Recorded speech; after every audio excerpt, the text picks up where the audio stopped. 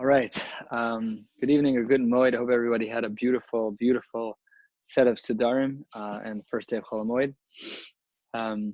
Certainly one for the memory banks. Very unique and interested and pared down and slimmed down.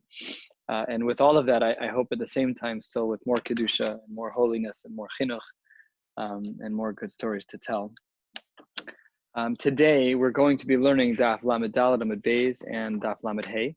And we're starting at the very bottom of Lamed Daled Amud Aleph. Today is, as I've heard referred to in my circle of friends, as a Shas Daf. These are the kinds of blot that you don't want to slip by.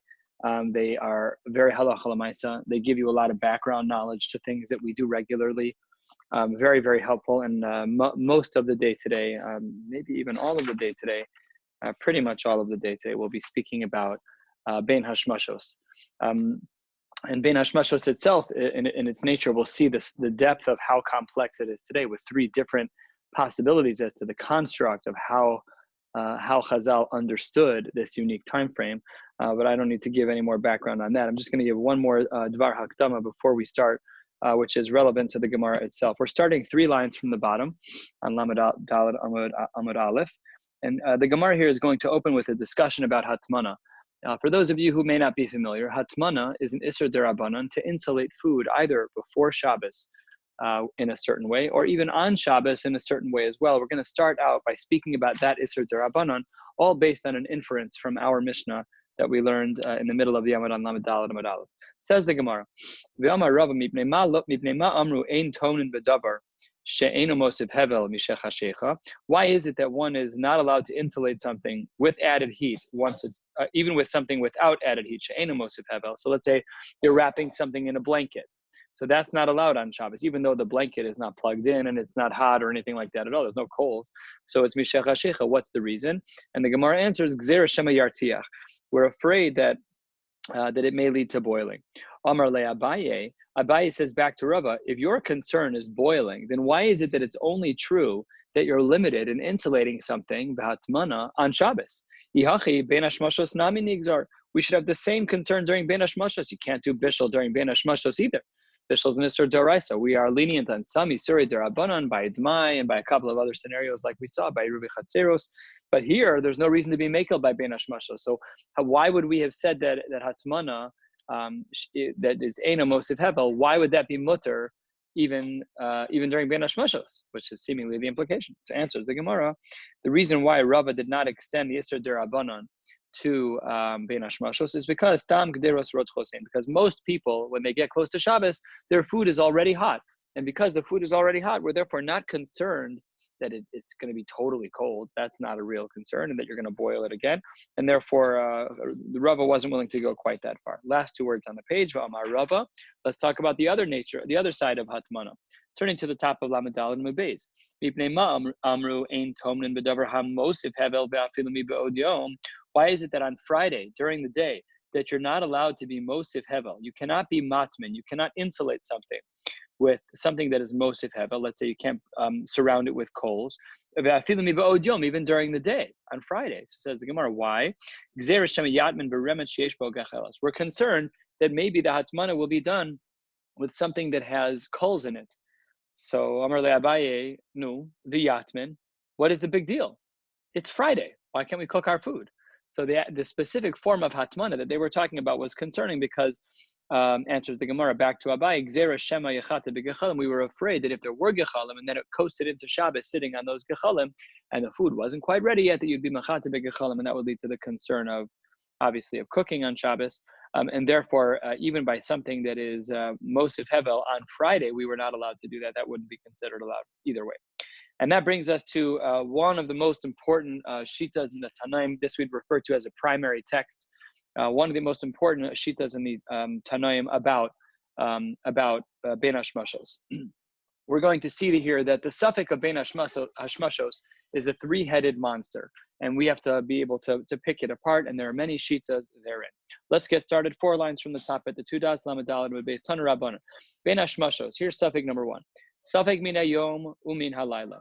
Every minute of Bein Hashmashos, is that yom or is that layla? Every minute has doubt built into it. Next, suffix kulo min hayom. Maybe the whole thing is day. And suffix number 3, suffix kula min alayla. Maybe the whole thing is actually all night. So we have 3 unidentified elements. Really, the whole Ben Hashmashos is completely unknown with 3 tremendously different possibilities. One is that we don't know. The other is that it's all day. And the other is that it's all night. And it's just very confusing to not know the answer to that. So we're going to dig in a little bit to this today. And on top of our unknowns, because of our unknowns, I should say, we're going to treat the scenario as a chumrah in both days. We'll see what that means shortly. The Gemara is going to give an example. All right, let's get into the details here. Be'ezu bein hashmashos. How do we define what bein hashmashos is? Answers the Gemara. Mishetishke hachama, from the time that the sun goes below the horizon, kolzman shepnei mizrach ma'adimin. The whole time that the eastern sky, so opposite the sunset, sunsets in the west, the eastern sky is still red. Continues the Brisa, the Tosefta. Hichsif hatachton. If that lower part of the heavens on the east gets dark, below hichsif ha'elyon, but the peak of the sky is still bright, so that's called bein hashmashos. Hichsif ha'elyon v'hishve hatachton. If the eastern horizon and the peak of the heavens is the same color, namely that they're dark, so then zehu laila divrei Rabbi Yehuda. That's the sheet of Rabbi Yehuda, a classical understanding, I would say, of how we know the sun goes down, and that's called bein hashmashos. We'll see later today that not everybody holds this way. Reb Nechemya Omer, he agrees to the starting point. Seemingly, he agrees to the starting point when the sun goes below the horizon. But he says, how long does it last? Only chatzi mil. A meal is either 18 minutes or 22 and a half minutes or 24 minutes. A big machlokas in the Rishonim as to what this is. It's half that time. It's about 10 minutes, give or take. Reb Yossi Omer. Reb Yossi says, Bein hashmashos keheref ayin. Bein hashmashos is like the blink of an eye. Zen nichnas v'zeyotze. This is in fact where people say the phrase from Yeshua Hashem keheref ayin, like the blink of an eye, is from this Gemara here. The next words, according to some, are taken out. V'ef shar la'amod alav. We're not able to determine what that is. And of course, Rashi for sure did not have these words in his Gemara. Let's take a look at Rashi and see why. Just to our left, a few lines down. Dibur hamaschil keheref ayin. Rashi here is fascinating. Fascinating Rashi. What does Rashi say is the parameter for heref ayin? Kishir kritzas ayin, when I squint, birifyon, only weakly, below bechazaka. Now, we're talking about looking toward the west at this point. So when the sun is immediately below the horizon, still super bright, you're going to be squinting bechozek. You'll be kritzas ayin bechazaka. But where the kritzas ayin is no longer bechazaka, the squinting is not strong anymore, but it is instead weak. So then we know we have reached the phase of keheref ayin, and that's the end of bein hashmashos, according to this shita in the Gemara of Rabbi Yossi. Okay, Omar Mar. Now let's go back and analyze this brisa that we learned. When we said that bein hashmashos can function as a chumrah in 2 directions, what was that talking about? Amar Rav Huna bered Rav Yoshua le'inyan tuma. It was talking about a case of a person who was about to become tameh or was potentially going to become tameh. Kidditanan, like the Mishnah writes, Ra'a shnei yamim bein hashmashos safek letuma ula korban. Let's say there is a man who has 2 re'ios zav in a row. He has 2 zav discharges 2 days in a row during bein hashmashos. So if a man sees 2 days in a row, he becomes tameh for sheva nakim. And if he sees 3 days in a row, then he's chayav a korban. So the Gemara is saying here is as follows: if he saw 2 days in a row, so maybe bein hashmashos functions as 2 days. It's part day, part night. So then if he sees it bein hashmashos during day 1, it could be really the day prior and this day. And then if he sees the next day, it could be the 3rd day. So then that's what the Gemara here means. That Rosh Yamin bein hashmashos safek letuma ula korban could be 2 days, in which case he is going to be considered tameh for sheva nakim, for a zav. Ula korban, maybe it's 3 days, and if that's the case, then he'd be chayav a korban. However, Ra Yom Echad bein hashmashos safek letuma. If he only saw 1 day during bein hashmashos, so then that's going to raise the concern that maybe he is required to keep sheva nakim now, because if he saw bein hashmashos, and bein hashmashos is really part day and part night, or aspects of day and aspects of night. So then under those circumstances, we have to make sure that he is not going to be he's not going to be a zav tameh sheva nakim. We have to know what he is, so we treat him l'chumrah, and that's what the brisa meant when it said that we treat him l'chumrah for 2 days. Asks the Gemara a really great question based on the language of the Tosefta. Ha gufa kashya. We have a challenge within our Mishnah. Let's see what the challenge is with our Mishnah. The opening line was problem number 1. Ha gufa kashya. Amris ezu bein hashmashos. We said in our Mishnah, what is considered to be bein hashmashos? And we answered, mishatishke achama kozman shepnei mizrach ma'adimin. That from the time the sun goes down until the eastern sky, while the eastern sky is still red. That's what it says. So what's the inference from that line? While the eastern sky is still red. Ha-hichsif ha-tachton, that if the eastern sky was now dark, below hichsif elyon, and the peak of the sky was still bright, that should be considered Laila. If the first line says that we define bein hashmashos from the time the horizon goes down until the sky is red, then when the sky is no longer red, it's not bein hashmashos anymore, it should be night. That's the inference. But then the next line said that exact scenario where the eastern sky is bright and the peak of the sky is dark, that hichsiv hatachton v'lo hichsiv elim bein hashmashos, and that's a contradiction. The first line implies that when the eastern sky opposite the sunset, when the eastern sky is now dark, it's nighttime. But then the next line says no, when the eastern sky is dark, as long as the sky above it, the center of the sky above us is going to be bright still, then that should still be bein hashmashos. That's the stira here. So here the Gemara is going to present 2 answers to this contradiction. Answer number 1 belongs to Rabbi, and answer number 2 belongs to Rabbi Yosef. And then from here we will take this to other aspects of the Gemara, but it's going to continue until the 2 dots in the middle of the next sum. Amar Rabba, Amar Rabbi Yehuda. What is pshat? Amar Shmuel. Karuch v'tani. These 2 lines need to be woven together. There is no contradiction at all. And how does he explain our brisa? Ezu bein hashmashos mishatishke chama kozman shepnei mizrach ma'adimin. From the time the sun goes down, as long as the eastern sky is still red. V'hichsev hatachton v'lo hichsev ha'elyon nami. And even when that eastern sky is now dark, but above us, straight above us, it's now still bright, that is still considered to be nami bein hashmashos. But when hichsev ha'elyon v'hishve hatachton, when the sky directly above us is dark and the eastern sky is also dark, so that's already Laila. So basically, Rabba looked at the question of the inference from the first line and the question from the second line and said, no, it's all one thing. There's daytime is up until the sun goes below the horizon. Bein hashmashos begins. When does it end? It ends when the sky above us and the sky in the east are going to be considered dark. Fine. The Rav Yosef Amar Rabbi Yehuda Amar Shmuel. Rav Yosef, they both basically, it's Rabbi Yehuda Amar Shmuel in both cases. They're just the machlokas is what Rabbi Yehuda Amar Shmuel said. So Rabba understood one way and Rav Yosef understood another way. So here's how Rav Yosef understood. This is actually a very, very, very important shita to know in Lamdus about bein hashmashos. It comes up, sometimes you may have heard that there is more than one bein hashmashos. That's this line right here, this shita of Rav Yosef. Very good yedios klalios to know in regards to Shas and in regards to bein hashmashos. The Rav Yosef, Amar Rav Yehuda Amar Shmuel, hachik tani. This is what the brisa really meant. Misha tishke hachama calls man shepnei mizrach ma'adimin yom. That's crazy. According to Rav Yosef, the sun goes below the horizon. But as long as the eastern sky still sees light from the sun, it's still Yom. It's not Shkia yet. It's not bein hashmashos.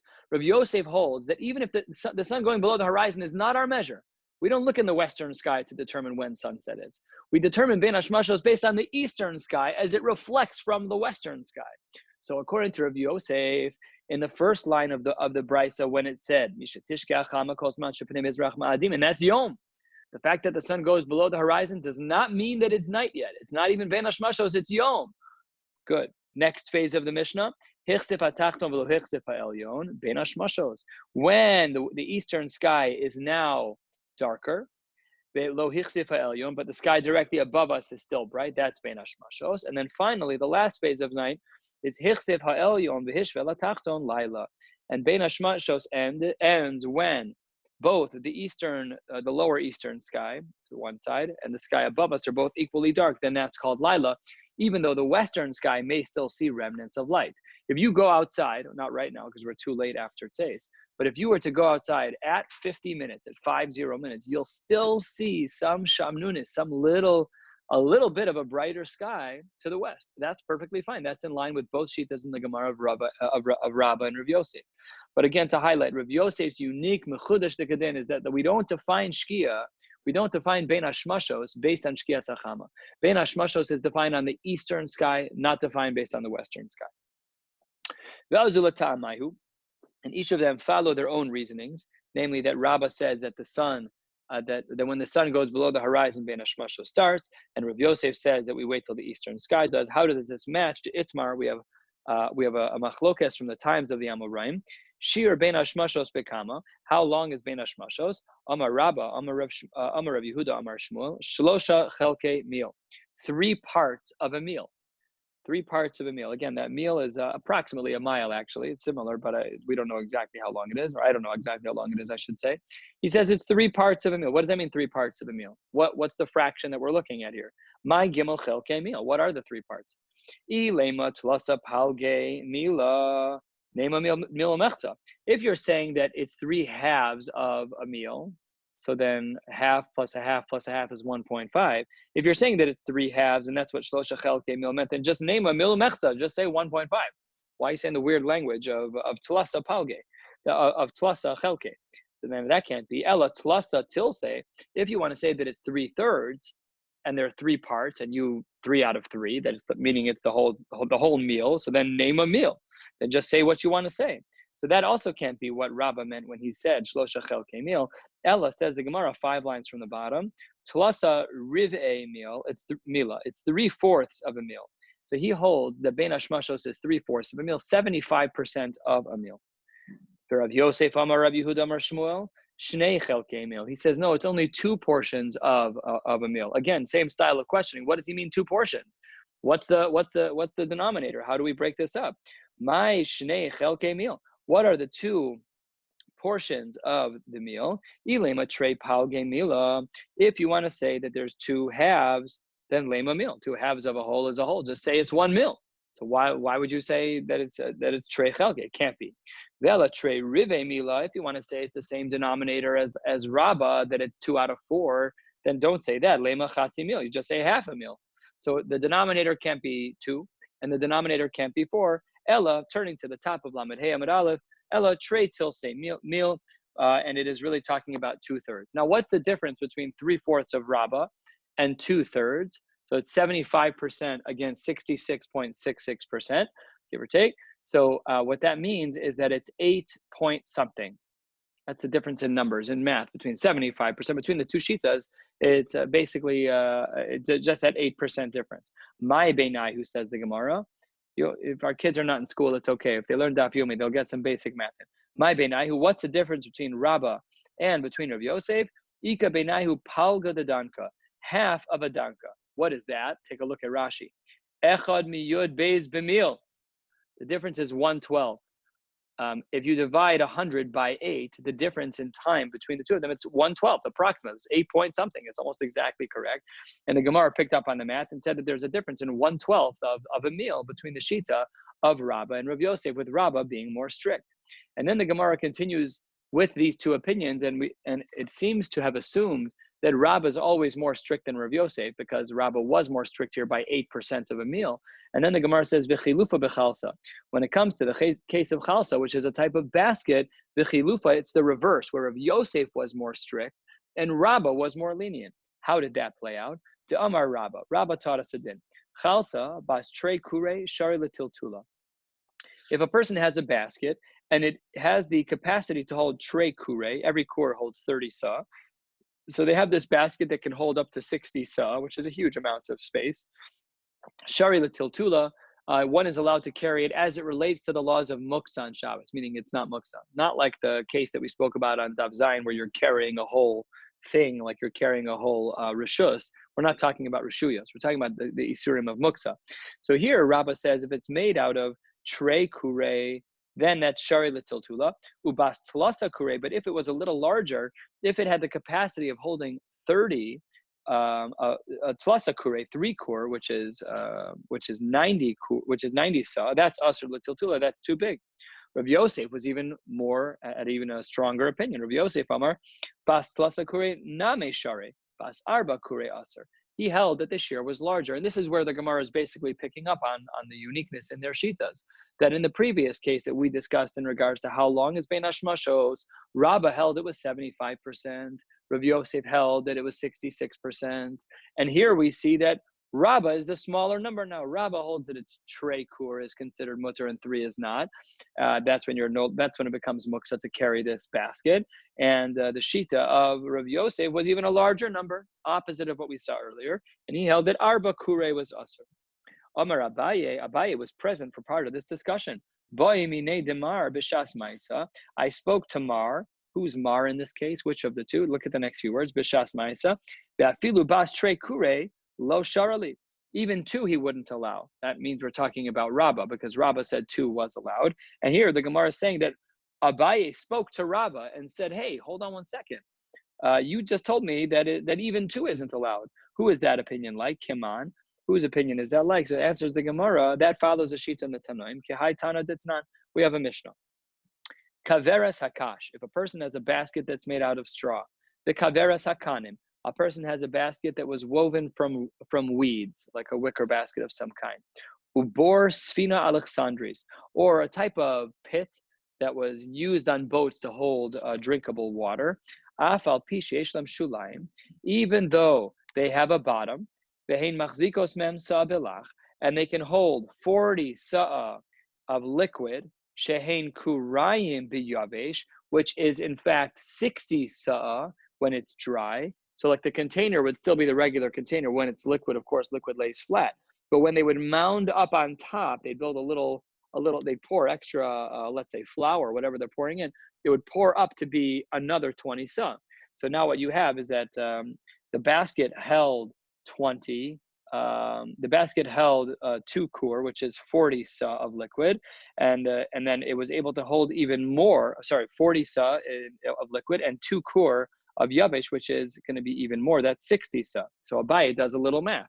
Amar Abaye shma mina hai gudsha til sahabe. The amount that's above the rim, the gadish, the little extra pour over, the heaping part of the barrel that's now above the top is 20%. It's til sahabi, it's 1/3. So that's where the Gemara got the Mari Makom from for the Shita of Rabba. Abaye chazia l'Rava de kadave l'ma'arav. Abaye said to Rava that he saw him looking at the western sky in order to determine when nightfall was for a particular day. Amar le. So Abaye said to Rava, why are you looking at the western wall? Be'atanya, we looked. We know where to look. It's only talking about what's happening on the eastern wall. We just spent a whole Amud on Lamed Daled Amud Beis speaking about the fact that we look at the eastern wall. Amar le misavres pnei mizrach mamish lo panim hama'adim es hamizrach. We're only talking about the west as it relates to the east. So Rava knew how to look at the west and what it would therefore look like on the eastern wall. Rashi here explains that it's ki'ilu, you're looking through a window. So if you have a window and it's like this, if the sun is down here, so then it will show light up here. And if the window is here and the sun is here, it's always going to function like a seesaw. The lower the sun is, the higher the sun will be on the far wall. So if where my hand is, the sun is setting, then if it's going below the horizon right now, then it's going to be up here on the eastern wall. It was all the same thing. It's just different places to look at it. The result was going to be exactly the same. So that was Rava's answer back to him. And actually, the Gemara has it the other way. We don't know which story was the right way. Did Rava see Abaye looking on the eastern wall, or did Rava? Which one was it? Rava see Abaye, or did Abaye see Rava? And either way, the answer was the same. So there was the same idea of the simanach, of using the window that Rashi highlighted. It's just a question of knowing how the sun's going to angle up over the horizon. That's basically what the Gemara is pointing out here. So you could look on the eastern wall and you could look on the western wall. As long as you know what you're looking for, you're going to have the same result. 2 dots right in the middle of the page of Lamed Hey Amud Aleph. Rav Nechemia Omer, Kedei sheyahalech adam mishetishkach hamachatimil. He said that the length of Bein Hashmashos was from the time the sun goes down until you walk a half a mil. Amar Reb Chanina, harotz alei de shiur Rav Nechemia. You want to know how long that time is? I've got a simple system for you. Yaniach chama berosh hakarmel. Stand, obviously in a particular place, not clear where, but stand in a place where the sun is at the top of Mount Carmel. V'yired v'yitbol bayam v'ya'alehu. go into the mikvah, into the water below the Carmel, below there, and you can jump in the water. V'zehu shiuro shel Reb Nechemia. That is how much time it takes. Not that much time. You go down, you disrobe, you get in the water, put your clothes back on. Amar Reb Chia. It's a really interesting Gemara. Harote liros be'era shel Miriam. If anyone is interested in seeing the be'er shel Miriam, it's something that's visible. Ya'ale l'rosha Carmel. One should go up onto the Carmel. V'yetzape, look into the water. V'yira kimin kivara b'yam. And if you look in the water, you'll see that there's this rock formation that looks like a filter. It looks like a colander or a sieve that water can kind of drip into from around its edges. V'zohi be'era shel Miriam. That's a real historical piece. I wonder if it's true. I don't know if anybody's ever tried it. Amar Rav said that be'er of Miriam was very unique in the following way. Ma'ayan hamitaltel tahor v'zeu be'er shel Miriam. There's only one ma'ayan, one flow of water that one can move, that can travel, that will still be tahor for going into the mikvah. Normally, if you have a container that moves and you collect water in it, that's ma'im she'uvim. That's not valid for a mikvah. But there was one exception to that, v'zehu be'er shel Miriam, that even though it moved with the Jews in the midbar, and still it functioned to be a proper mikvah. It was not considered ma'im she'uvim. It was tahor for mikvah. That's what Rashi says right here. Dibur hamaschel zeu be'er shel Miriam shahim izgalgel im Yisrael b'midbar b'schusa shel Miriam. And take a look at the next Rashi. Tahor milakabel tuma v'tovlen bo delav kikli damilios hamayim hanovim imenu kishovim ve'en lecha mayim mitaltel el be'er shel Miriam. This is the only exception to the rule, was the be'er shel Miriam. 2 dots toward the bottom of Lamed Hey Amud Beis, 2/3 of the way down. Amar Rabbi Yehuda Mar Shmuel bein hashmashos Rabbi Yehuda kohanim tovlin bo. This is what Rabbi Yehuda taught. Rabbi Yehuda said that he learned from his Rabbi Shmuel. A reminder that Rabbi Yehuda was one of the few people who learned under both Rav and Shmuel. That's why there are a lot of phrases in Shat Tzemar Rabbi Yehuda Amar Rav. There are a lot of phrases in Shat Tzemar Rabbi Yehuda Amar Shmuel, because he learned under both. So it says the Gemara that Rabbi Yehuda taught in the name of his Rabbi bein hashmashos Rabbi Yehuda. The Kohanim were able to be tovel during the bein hashmashos Rabbi Yehuda. Now remember what we said, that bein hashmashos Rabbi Yehuda was actually from the time the sun went below the horizon. When was Rabbi Yossi's? It was later. It was at a later point, because he said that bein hashmashos was not dependent on when the sun goes below the horizon, but when the eastern sky is no longer red. So that's what the Gemara says, is that Shmuel taught this. And a Kohen can be tovel during the bein hashmashos of Rabbi Yehuda. Asked the Gemara, Liman, who is that according to? Ilema the Rabbi Yehuda sveikahu. You can't. That doesn't work. You can't go to the mikvah to go eat your truma if you're Rabbi Yehuda during the suffix time of Rabbi Yehuda. You had to go before. You can't go now. Ella, it must be bein hashmashos Rabbi Yehuda le Rabbi Yossi kohanim tovlim bo. What it meant is that Rabbi Yossi held that the kohanim were allowed to go to the mikvah during the earlier slot of bein hashmashos of Rabbi Yehuda. Again, a reminder: when the sun goes below the horizon for the next many minutes, that is the bein hashmashos of Rabbi Yehuda. After the eastern sky gets dark, that's when the bein hashmashos starts of Rabbi Yossi. So Rabbi Yossi's bein hashmashos started later. So Rabbi Yossi said, this is really what Shmuel was teaching to Rabbi Yehuda. What Rabbi Yossi was saying is that during the bein hashmashos of Rabbi Yehuda, which is earlier, still Yom as it relates to me, I'm Rabbi Yossi, it's still Yom during Rabbi Yehuda's bein hashmashos. So then the Kohen can go to the mikvah. Says the Gemara Pshita. We just learned on the previous summit. We know that the bein hashmashos of Rabbi Yehuda is later than the bein hashmashos, is earlier than the bein hashmashos of Rabbi Yossi. We know that Rabbi Yossi is later. So Pshita. Says the Gemara, Ma'udetema bein hashmashos to Rabbi Yossi meishach shayich, but the Rabbi Yehuda kamash malon. That's not the case. You might have thought that Rabbi Yehuda would have been included in addition to the Shita of Rabbi Yossi, that it was just a very long bein hashmashos. Maybe Rabbi Yossi would have extended it. I don't know why the Gemara says this, because earlier that's not at all what the Gemara said. It was very clear that Rabbi Yosef said it was still Yom during that slot. Nevertheless, the Gemara does ask the question here. And the Gemara concludes that the reason why we were so concerned about this is we were concerned that about whether or not Rabbi Yehuda and Rabbi Yossi were blended according to Rabbi Yossi, and answers the Gemara, no. Kamash Malan, the Shalim bein hashmashos to Rabbi Yehuda, that first the bein hashmashos to Rabbi Yehuda ends, the Hadar Maskil bein hashmashos to Rabbi Yossi. Such important information to know that there are 2 bein hashmashos, and you'll hear this in the learning world when people talk about early Shabbos, when people talk about late Shabbos, the Hasidim who decide to light late, they could even light after the sun goes down. How is that possible? The answer is because of Rabbi Yossi. The Rabbi Yossi holds that Shkia is not the be-all, end-all. We don't only look at the sun going below the horizon. We Litvaks are makbid gomer on that. We assume that already by bein hashmashos, it's a suffix isur daraisa if you do anything 1 minute after Shkia. Those who hold like Rabbi Yossi, some Hasidim as well, the real Rabbeinu Tamniks who hold a real 72 always, they hold it with Shita. So they hold it on both ends. If Shabbos doesn't end until 72 minutes, it doesn't start until 72 minutes. So they hold it. Shabbos starts later too. Meicha Tesi, the answer is Rabbi Yossi. 5 lines from the bottom. Amar Rabbi Bar Bar Chana, Amar Rabbi Yochanan, Halacha Rabbi Yehuda Linyan Shabbos, Halacha Rabbi Yossi Linyan Truma. In regards to Shabbos, we hold like Rabbi Yehuda, and in regards to Truma, we hold like Rabbi Yossi. So again, Rabbi Yehuda's earlier. So once the sun goes below the horizon, it's Shabbos. And according to Rabbi Yossi, it's much later that in regards to Truma, they can eat the Truma. They wait to eat the Truma. Vishlama Halacha Rabbi Yehuda Linyan Shabbos L'chumra. I could understand being more machmer when it comes to Shabbos, that we started earlier. And what does he say? That once the sun goes below the horizon, then Shabbos starts, and you're done. At the very least, it's a suffix d'oraisa to do any malacha 1 second after Shkia starts. However, aval le'inyan truma maihi. What is it in regards to truma that we say we hold like Rabbi Yossi, the later sheet of bein hashmashos? Ilema le'tvila sveikahu. You can't say it's in regards to tvila, because if Rabbi Yossi holds that if we hold like Rabbi Yossi in regards to Truma, it doesn't mean they can go to the mikvah during that time. That doesn't work. You wouldn't be allowed to go to the mikvah during that time. Turn to the top of Lamed Hey Amud Beis. Ella must be la'achilas Truma, de lo achli kohanim Truma, de shalim ben hashmashas Rabbi Yossi.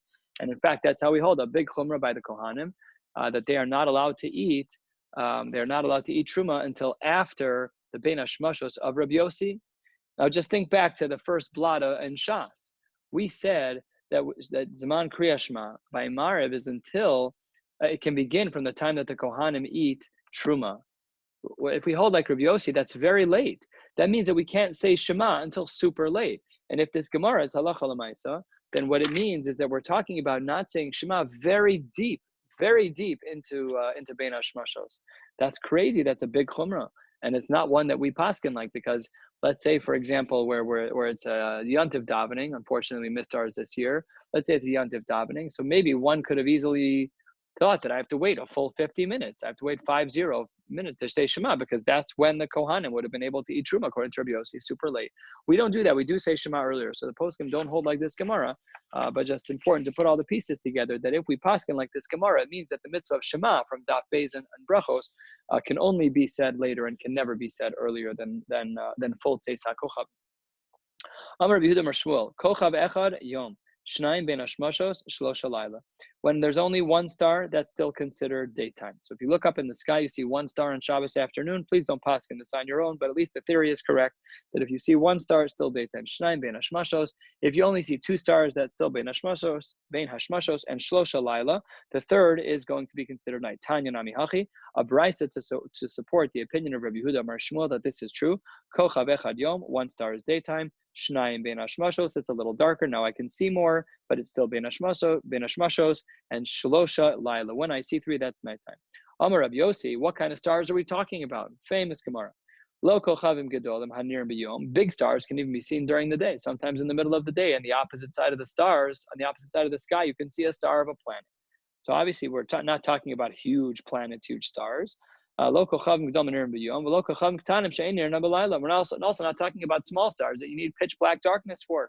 Ella, we are talking about Beinanim, medium-sized stars that can be seen in part during the time when it becomes night. So once we see 3 Beinanim stars, this is the svar. This is where we get it from this Gemara, that we say that Shabbos ends by 3 medium stars.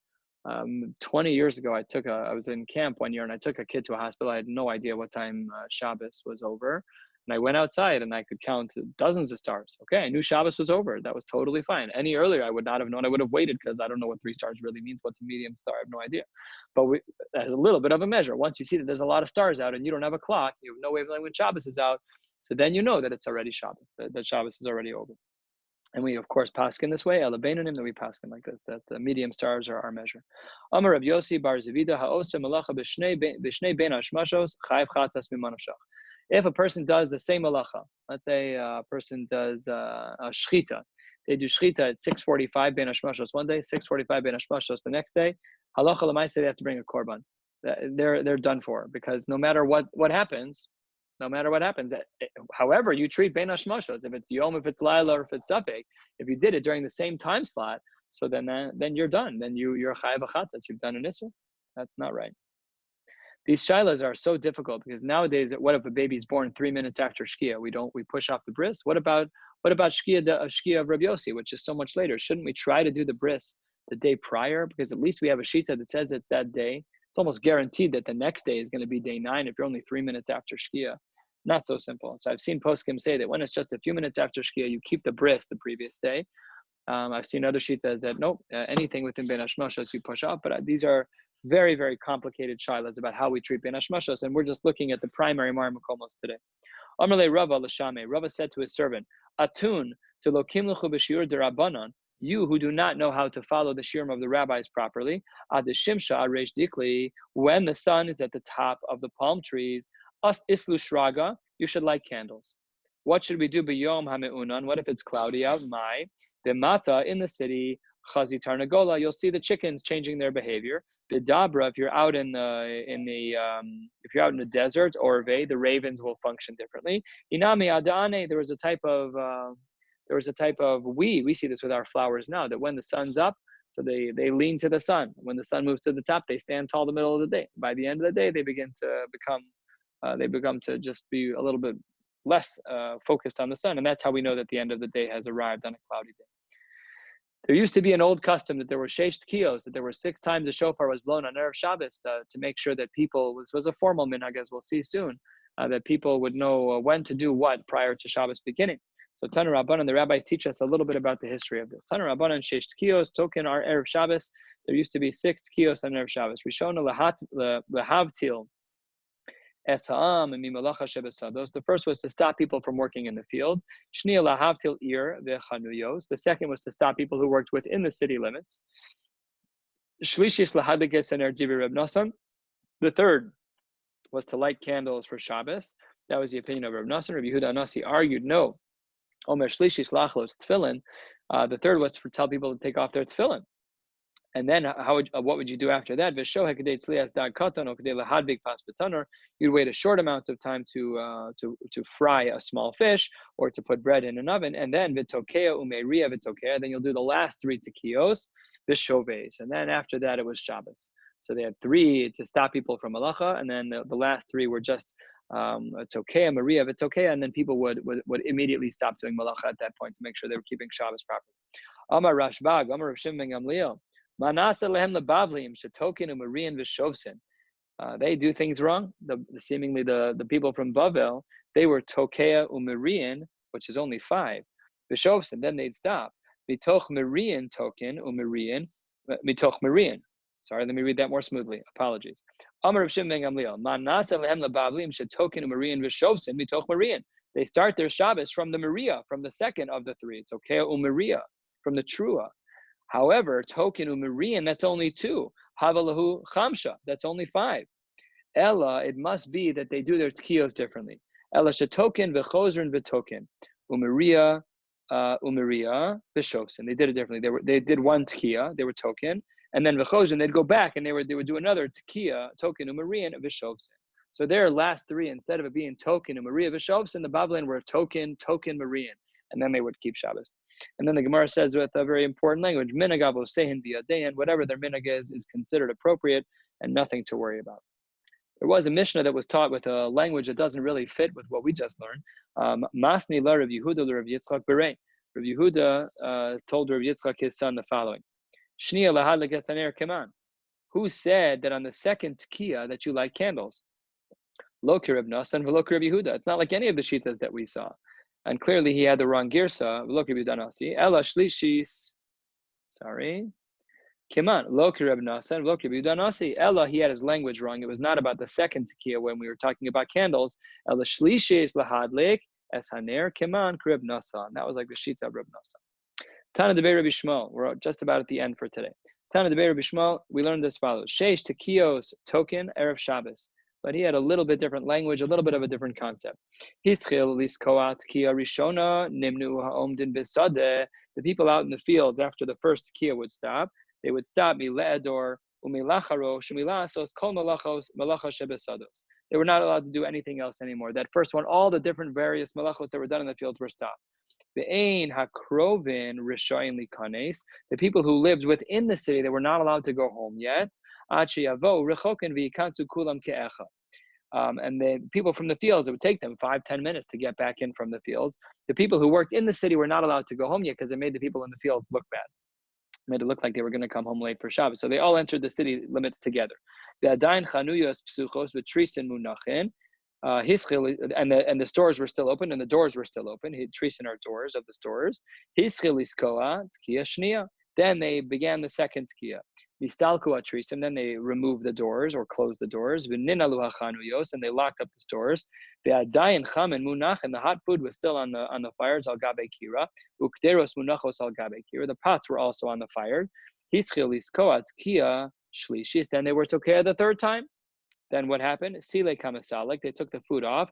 The hitman hamatman. We did with the mutter form of hatmana prior to Shabbos, which is doing hatmana, which is Eino Mosif Hevel, that's mutter before Shabbos.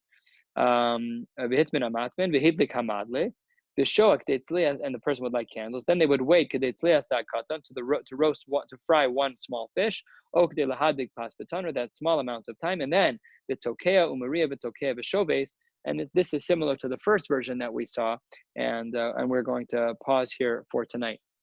Our learning tonight was in memory of my wonderful grandmother, my Nana, Charlotte Karesh, whose yortzeit is right about now. I was in Eretz Yisrael when she was nifteres, and we were at some kind of Pesach place, myself and my wife were b'chol hamoed, so just a special time, of course, to commemorate.